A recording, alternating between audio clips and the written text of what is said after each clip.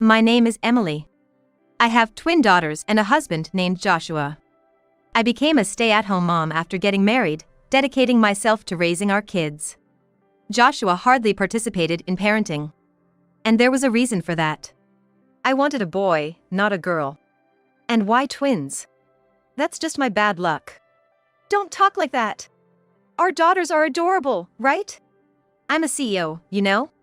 I wanted to pass my company on, but that's impossible with girls.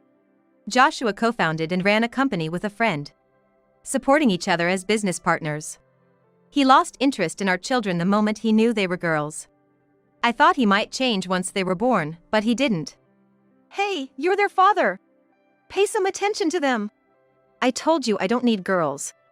I would have loved a boy, but not a girl. Why not? Girls are just as lovely. It's not about being cute or not. Girls aren't useful, right? Most successful CEOs are men. And girls eventually marry off, so why spend money on someone who won't be part of the family? I don't want to waste money, even if I have it. Joshua was always complaining. Realizing that arguing was futile, I stopped seeking his help. He used to help with household chores, but that stopped after our daughters were born. And he began complaining even more. What's this for dinner? I provide the money, and this is all you can make? I think it's pretty much. My family used to serve more dishes daily. And your cooking is always bland. You always make things I don't like. Eating only what you like isn't healthy. I try to balance the menu. I don't care about balance. Just make what I like. Today's dinner is inedible. I'm eating out. What about the leftovers? Who cares? Toss that garbage. Joshua didn't hesitate to yell in front of our daughters. They seemed scared of him. I was fed up with this life, but I had a reason I couldn't leave. I didn't have the money to support my daughters alone. I didn't want to worry my parents, so I couldn't ask for their help. But an unexpected end to this came. I'm moving in with my pregnant mistress starting tomorrow. You and the girls, who are useless to me, get out. Joshua brought a young woman home and said this to me. I was speechless. The woman, in her early 20s, was much younger than 35-year-old Joshua. Smirking and holding her belly, she said, "Sorry, but I'm pregnant, so please leave Joshua." I would be in trouble if you suddenly said something like that. I also have daughters. You have daughters, right? But Joshua wanted a son, and I'm carrying his son. He wants to care for my son, not your daughters. Right, I don't care about you three. I'll pay you, so just divorce me. He handed me divorce papers with his name already on them. I just stood there, unable to react. I get you're shocked, but it's your fault for having girls. What about the girls? They're only 2. Annoyed, Joshua threw a large bag at me. This bag contains $200,000 for child support and alimony. You're happy as long as you get money, right? I wish I had some money too. Don't worry, Diana. I'll buy you anything you want from now on. I only love you and the baby in your belly. Yay! As they displayed their affection in front of me, I decided to divorce Joshua. I couldn't stand being with him anymore. Okay. Let's get divorced. Joshua smiled happily at my words. Then, I packed my things and took my daughters back to my parents' house. They were shocked by our sudden return, but after explaining, they encouraged me. I can't believe this happened. Why didn't you talk to us sooner? I didn't want to worry you. You've always been so considerate. It's really unforgivable what Joshua has done. I never thought he would be the kind of person to betray Emily and the girls so blatantly. Should I give Joshua a piece of my mind? No, I don't want anything to do with him anymore. I appreciate your concern, though. All right. I had never spoken to my parents about Joshua before. They had been happy about our marriage, so it was hard to talk about him. Joshua, being a CEO, had a good public image. So my parents were quite shocked to learn his true nature. I decided to rest at my parents' house for a while. Since I couldn't rely on them forever, I started working at a company my dad introduced me to. I was hired as a full-time employee with decent pay. With the $200,000 from Joshua, I didn't have to worry about money. Gradually, I began to feel better, and memories of Joshua faded. He remarried Diana soon after our divorce. I didn't want to hear any more about him, so I ignored the rumors. Then one day, out of the blue, Joshua called me.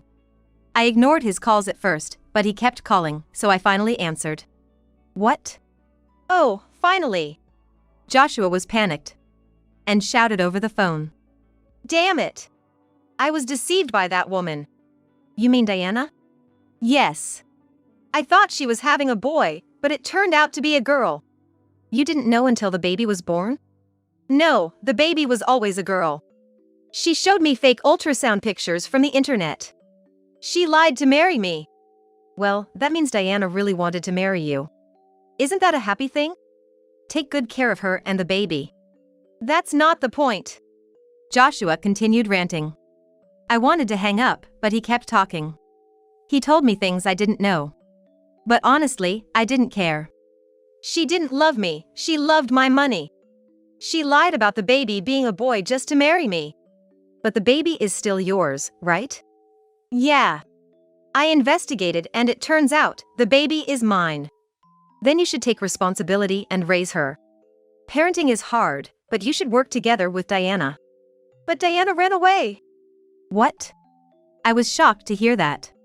When I listened to his story, it revealed that Diana had fled after her lies were exposed, leaving the baby behind. I spent over $200,000 on her, even bought her a car. That's too bad. Now I'm broke. She took all my savings. I can't help you with that. You should work hard from now on. Hey, you're my ex-wife. Can't you show a little concern? Why would I care about my ex-husband who cheated and kicked me out? Honestly, I think you got what you deserved. What? When did you become so cheeky? Maybe living with you twisted my personality a bit. Anyway, I don't want to know about you. So goodbye. Hey, wait! Joshua called out, but I unilaterally hung up the phone and set it to block his calls. Initially, I never thought Joshua would contact me after our divorce, so I had forgotten to set the block. However, Joshua wasn't the type to give up easily.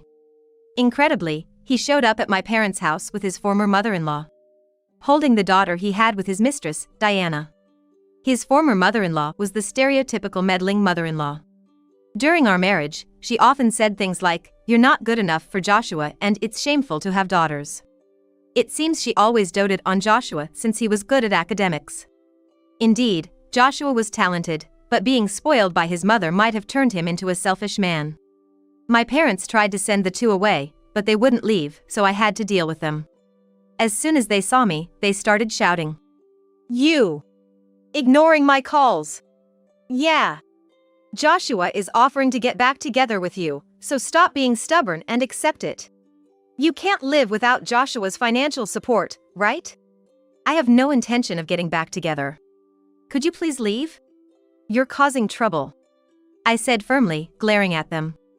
I had never stood up to them during my marriage, so they seemed a bit surprised. What? That's no way to talk to your mother-in-law. We came all this way to give you a chance to make things right. Nobody asked for this. It's actually a nuisance. I'm happy living with my parents and daughters. Please don't bother us. But you're not working, right? The money I gave you will run out eventually. Haven't you thought about what happens then? Your parents won't live forever. They might pass away any day now. Could you please not say such disrespectful things in front of my parents? I'm working at a company my father introduced me to, and I'm not without income. Working? I bet the company you work for isn't anything special. You can't support 2 daughters on just $2,000. Actually, I'm making about $6,000 net. What? He had always looked down on me, but I had a decent income even before we were married. I used to be a systems engineer with considerable experience. The company I'm working for now hired me for my skills, though having a connection through my father also helped. Joshua, who runs an IT company, should have known how much I earned when I was single, but apparently, he didn't. I thought that he had some idea of how much money I earned when I was single, but apparently that wasn't the case. He seemed to have a preconceived notion that women equal low income. You're earning that much? Yes. I'm valued at the company and earn more than other mid-career employees. What? Joshua clicked his tongue in frustration, clearly upset that a woman he looked down upon was somewhat successful. But $6,000 isn't enough to raise 2 kids, right? So far, it hasn't been a problem. Are you guys the ones in trouble? Did you come here thinking I would help you? I don't need you. I came here to offer you a chance to get back together. I know about your company. Huh? When I mentioned his company, it made him visibly pale. Right now, your staff has reduced significantly, and you're barely avoiding running at a loss. You've been going out for sales yourself since you don't have many sales employees left. How do you know that? I work in the same industry, so I inevitably hear things. The infidelity incident became known to the other employees, and they started to keep their distance from Joshua. His co-founder friend also left him and started a new company. Then, many employees moved to the friend's company, reducing Joshua's staff by half. As the competent employees left first, the company's operations began to suffer. After his friend left, clients stopped dealing with Joshua's company and recontracted with his friend's new company. His business was on the brink of bankruptcy, barely managing to pay the employees' salaries. Then, Joshua made an absurd proposal. Then, how about you come work for me? What? I already have a job. I'll pay you the same salary as your current job. There's a lot you can do at my company, and it would really help if you joined.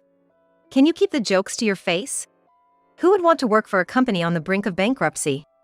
Sorry, but I have no intention of leaving my current job, and there's no chance of getting back together with you. You're really persistent. As I firmly rejected him, Joshua looked deeply shocked. Unable to bear the sight of her son like this, his mother chimed in. Hey! He's trying to make amends, so just accept it. For your daughter's sake, it's better to have a father, right? Being a single mother isn't looked upon favorably, you know? If he's the kind of father you're talking about, we're better off without him. Even when we were married, he never showed any love for my daughters. They've already said they don't want to live with him anymore. We don't need Joshua. Shocked by my words, Joshua's eyes teared up. Meanwhile, his mother grew even more furious. Don't hurt my son anymore. Whose fault do you think it is that things have come to this? Excuse me? I think it's Joshua's fault for betraying us. He told me that if you had been a better wife, he wouldn't have cheated. So, it's partly your fault he cheated, right? So you're justifying infidelity? If your husband had cheated, would you accept it as your fault and forgive him? That's not the point. Don't change the subject. We're talking about you right now. Despite her insistence on reconciling, I refused. Then, she said something outrageous. If you won't get back together with Joshua, return the $200,000. He's almost bankrupt and in trouble because that woman took his money. He gave you that money out of kindness, you have no right to it. That money is being used for my daughter's education. Joshua gave it to me as alimony and child support. Considering it's for their support until they're 20, I'd say it's actually not enough. You're trying to take more money from him? Are you a monster? I won't do that. It doesn't seem like he would pay even if I asked. Then get back together with my son. You're the one who should be raising your daughter. Talking to her was just going in circles and a waste of time. I was so frustrated with her unreasonable behavior that I could only sigh. My parents were getting irritated with them for not leaving. Can you please leave now? We have nothing to discuss with you. Stop meddling in our daughter's life. We don't want our daughters and granddaughters living with such unreasonable people. Please leave. How dare you call your daughter's parents unreasonable? Like a parent, like a child, I see. That's our line. Who shouts loudly in someone else's house, especially on a Sunday morning? You're the ones lacking common sense. It was about 8 a.m. on a Sunday. They had arrived around 7 a.m. And we had been talking for almost an hour. As I wondered what to do, my daughters came from behind. They had been asleep but woke up because of the noise at the front door. Dad and Grandma? Seeing them, the girls made a face of clear distaste. They disliked not only their father but also their former grandmother, who never showed them affection and always had snide remarks. Joshua's mother, like Joshua, had wanted a boy for succession. Seeing his daughters, Joshua, already disheartened, clung to them. It's been a while. I came to pick up the three of you. I've missed you both. He spoke with a forced smile, but the girls didn't respond. They just stared at him with serious faces. What? What are you doing here? I came to see you. You must be happy to see your dad after such a long time, right? Joshua tried to smile and engage them, but they clearly weren't going to agree. The daughter's eyes were cold as ice. Mom said we're not living with Dad anymore, right? We were told we don't have to see him again. Didn't you girls want to see your dad? We don't want to. He's always mean to Mom. And we don't like Grandma either, she always makes Mom cry. What? Such impudent children. This is why I dislike girls. Daughters are just not lovable. That's why we don't like it when you always say girls this, girls that. Grandma, you're a woman too, right? If women are bad, does that mean Grandma is bad too? The former mother-in-law was silenced by my daughter's argument, unable to retort. Then Joshua tried again to speak to them. If you live with Dad, I'll buy you anything you want. You wanted a playset, right? We got the playset from Grandma, so we don't need it. Well, how about a video game then?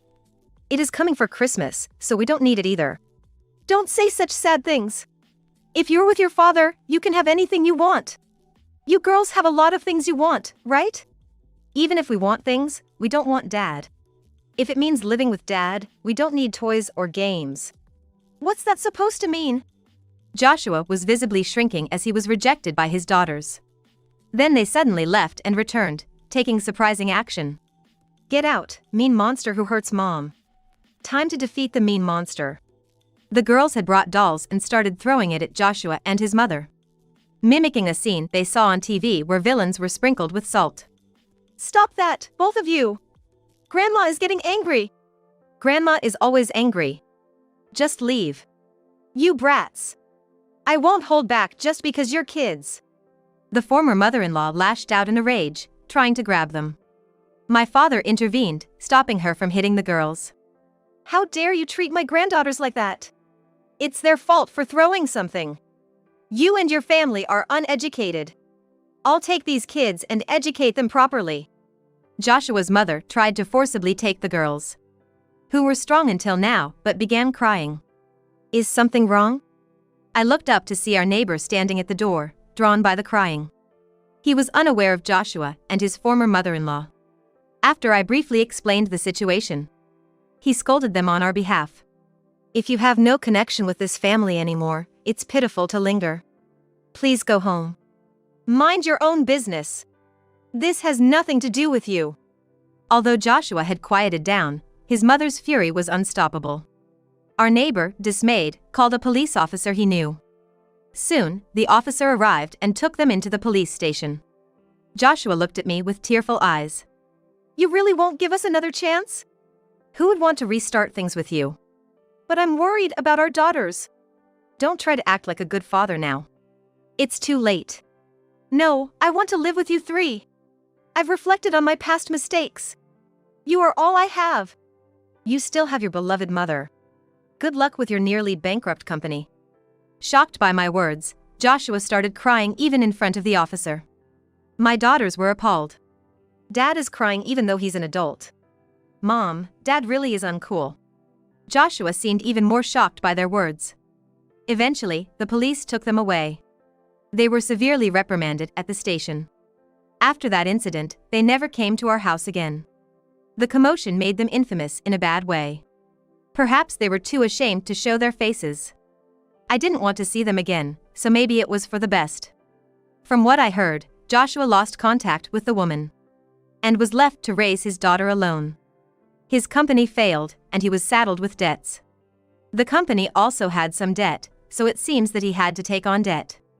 The woman had also made debts in his name, adding to his troubles. My former mother-in-law, having sided with Joshua, was abandoned by her husband. She was divorced and kicked out of the house. Later, my former father-in-law apologized. A sensible man unlike the other two. He had scolded Joshua when we decided to divorce.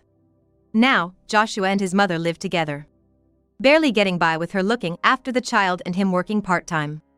Given her age, it's unlikely she can continue much longer. As for me, I'm living peacefully with my parents and daughters. Watching my girls grow up is my greatest joy. Work is going smoothly, and I'm engaged with a sense of fulfillment. I want to keep moving forward, always remembering to be grateful to those who support me.